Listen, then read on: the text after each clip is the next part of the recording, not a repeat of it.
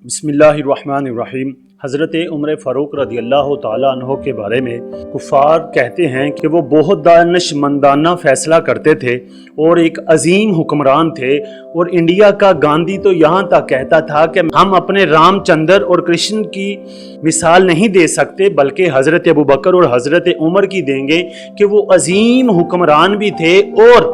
سادگی بھی ان کی بے مثال تھی۔ حضرت عمر فاروق رضی اللہ تعالیٰ عنہ بنو عدی خاندان کے تھے کہ 9 واسطوں کے ساتھ حضرت عمر کا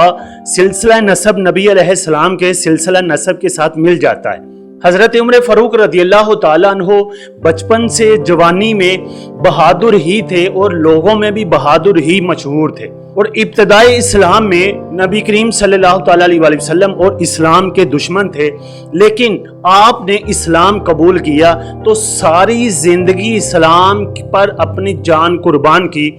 حضرت عمر فاروق رضی اللہ تعالیٰ عنہ نے ساری زندگی اسلام کی ہی خدمت کی۔ حضرت عمر فاروق رضی اللہ تعالیٰ عنہ نے نبی کریم صلی اللہ تعالیٰ علیہ وآلہ وسلم کے ساتھ تمام غزوات میں شرکت کی، وہ غزوہ بدر ہو، غزوہ احد ہو، غزوہ خندق ہو، غزوہ خیبر ہو، صلح حدیبیہ ہو، فتح مکہ ہو، غزوہ حنین ہو، جتنے بھی غزوات ہوئے نبی علیہ السلام کے ساتھ حضرت عمر ساتھ رہے۔ حضرت عمر فاروق رضی اللہ تعالیٰ عنہ وہ صحابی رسول ہیں کہ 20 مقامات پر قرآن نے آپ کی موافقت کی، یعنی آپ نے بات کہی اسی کے موافق قرآن کی آیت نازل ہوئی۔ حضرت ابوبکر صدیق کے زمانے میں حضرت عمر فاروق رضی اللہ تعالیٰ عنہ حضرت ابوبکر صدیق کے قریب ہی رہتے تھے اور مشاورت میں رہتے تھے، مجلس شورا کے رکن تھے۔ حضرت ابوبکر صدیق کی وفات کے بعد حضرت عمر فاروق رضی اللہ تعالیٰ عنہ کو حضرت ابوبکر صدیق نے خلیفہ بنایا اور تمام صحابہ نے خلیفہ مانا، اور حضرت علی کا قول تاریخ الخلفاء میں یہاں تک ہے کہ انہوں نے کہا کہ اے ابوبکر، جو تم نے خلیفہ بنایا ہے بتاؤ، اگر عمر ہے تو ہم مانیں گے ورنہ نہیں مانیں گے۔ حضرت عمر فاروق رضی اللہ تعالیٰ عنہ نے اپنی خلافت کے اندر کچھ اصول بنائے ہوئے تھے۔ پہلا اصول یہ تھا کہ اپنی وہ اصلاح کرتے تھے، دوسرا اصول یہ تھا کہ عوام کی دینی اور دنیاوی اصلاح فرماتے تھے، اور تمام معاملات حضرت عمر فاروق خود حل کرتے تھے اور مشاورت ضروری رکھتے تھے، عدل و انصاف کا قیام کرتے تھے، ظلم و زیادتی کی روک تھام رکھتے تھے، جان و مال کا تحفظ دیتے تھے، یعنی ہر ایک کو خود ہی تحفظ دیتے تھے، کسی کے تحت نہیں کرتے تھے بلکہ خود راتوں کو جاگ کر لوگوں کی حفاظت کرتے تھے، اور ادھورے کام جو حضرت ابوبکر صدیق کی خلافت کے تھے ان کو پورا کیا، اور پھر حضرت عمر فاروق رضی اللہ تعالیٰ عنہ نے ذمہ داری ان کو دی جو ذمہ داری کے لائق تھے۔ حضرت عمر فاروق رضی اللہ تعالیٰ عنہ جب خلیفہ بنے تو انہوں نے عبادت کا معمول بھی وہی رکھا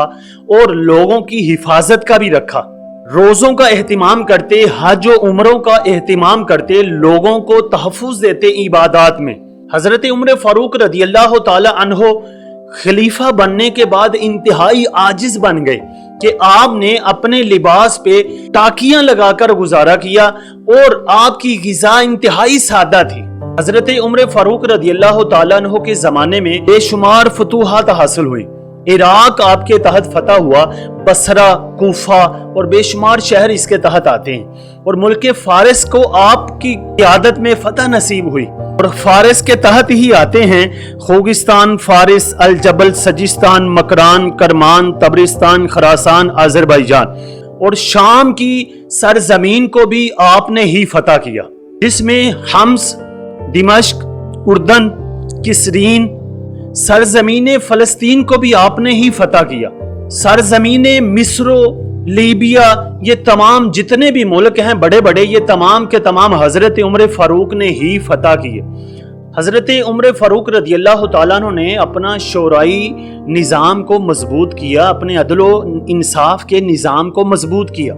اور حضرت عمر فاروق کا زمانہ ہی تھا کہ محکمہ پولیس کو بنایا گیا اور باقاعدہ ان کی تنخواہیں مقرر کی گئیں اور ان کے لیے چوکیاں مقرر کی گئیں،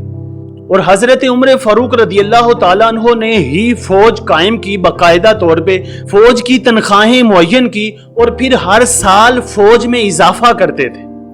حضرت عمر فاروق رضی اللہ تعالیٰ عنہ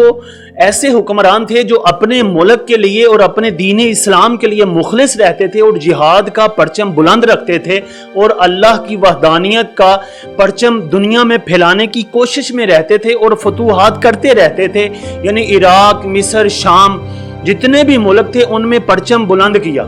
اور حضرت عمر فاروق رضی اللہ تعالیٰ عنہ نے پورے ملک میں ایک اچھا نظام، مضبوط نظام قائم کیا، یعنی ایسا نظام بنایا کہ جس